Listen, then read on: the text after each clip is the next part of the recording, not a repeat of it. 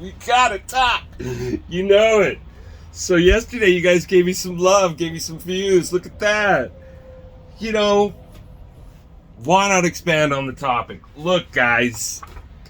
Dude, I got maybe 10 years on this guy. Is he like training with Maxine Gladwell? Is his last name, who's the guy who killed himself? I can't even remember the guy who killed himself, who was a pedophile. What's that guy's name? I can't remember that fucking guy's name. How cool is that? Anyways, he's like, how old are these? I mean, dude, put it this way, guys. If I ever get to the point where I'm hanging out with something like this age, and it's not like a nephew or a cousin or a daughter, dude.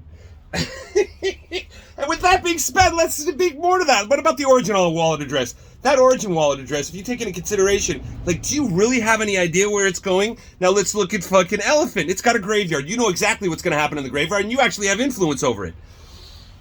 I mean, and that's just one token that's like, what, a month? You know, it's almost a year old, but the applications that come along with it now are only a month old, that are creating a situation where, like, look, dude, there's 0.70s, and there's $45 million in locked liquidity, and there's 1,600 participants, and I can assure you that the vast majority of those are not bots.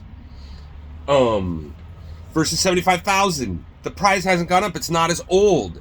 Do you want to get in on something? What about stable? Like, is there the stable tokens on fucking Pulse Chain? Dude, first off, Pulse Chain, give me a fucking break.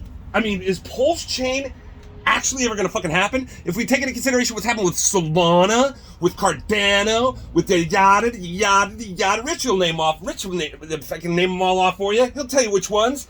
He'll tell you which ones aren't fucking doing well because they didn't have the right development team or all these things. All these things he's gonna test. And if he's gonna test things thoroughly enough, if it takes Ethereum to make fucking ETH 2.0 5 years, what makes you think a guy who doesn't even develop on his own, like Tony is 30 contracts in. All those contracts predominantly are still running. Okay? They're all still fucking just petering out and still working. Flow, fucking all these contracts are still working. He's succeeding in finding out what didn't work, and look where he's come up with. He's got a recipe. Like I said, he's got every single ingredient. He's got reflection tokens. He's got virtual deposit contracts. He's got fucking... Dude. And it's all functioning and working. And it's just getting started. And you are going to sit on your fucking head. Matt! Geronimo! Or what? Gennaro! Hodl Dog! You're going to tell all your people to sit on their hands when they can earn off a stable token? Like, even the price on PancakeSwap for the trunk token, there was no more arbitrage for you because so many people arbitraged it already. Liquidity's gone up almost $1 million since yesterday when I talked about it.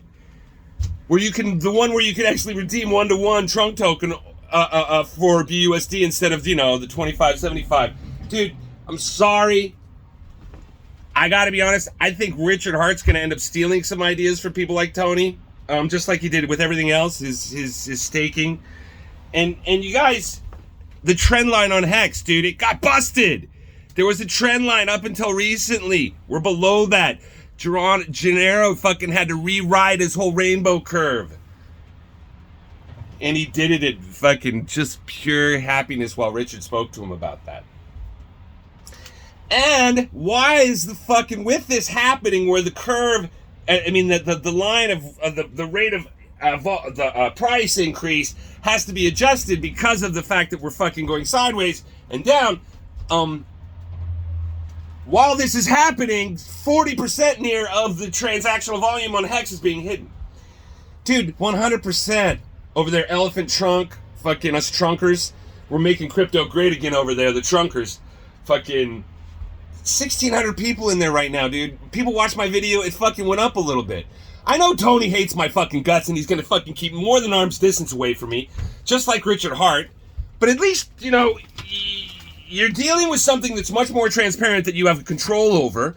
You're not subjecting yourself to fucking enormous price fluctuations that Richard fucking seems to think you're totally great, and he's not addressing at all whatsoever in Pulse Chain. Goddamn, his bot that redistributes all the tokens. When you look at the DAO shit, dude, he's got such a task ahead of him.